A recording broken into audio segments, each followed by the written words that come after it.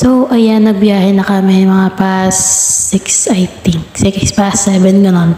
So, yan, nagbiyahe na kami papuntang Bataan, yeah.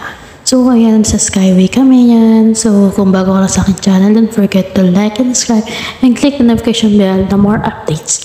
And, yeah. So, biyahe-biyahe. Hindi ko po siya na-videoan hanggang pagdating namin kasi nakatulog na ako niyan.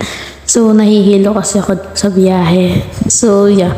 So, yan. Ayan po yung Philippine Arena. So, yan. And then, nandito na po kami sa Villa Angelina. So, itutur ko po kayo dito sa loob. Yan. Dito po yung private resort na dito kami po nag-outing ng Arucan family and Idiher family. So, yeah. So, bubuksan na po natin yan pinto. So, ayan po makikita sa loob. Yan. Ayan po yung sala nila. So, yan. Ang ganda. So, sobrang ganda. Sobrang comfortable na place. Excuse me. So, yan. So, pupunta na po tayo sa first room. Ito po tutulog sila. Yan, sila tutulog. And then, dito kami sa kabila. So, yeah.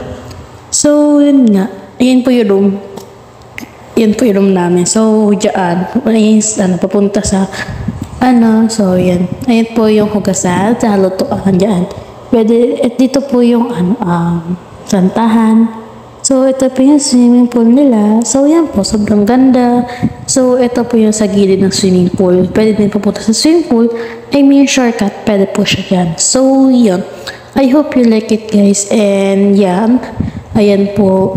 Ayan, ay makita tayo. So, ito po yung gabi na swimming pool. Umiilaw-ilaw yan. So, I think napanood niyo po yung unang upload ko about yan sa colorful na swimming pool. So, enjoy guys!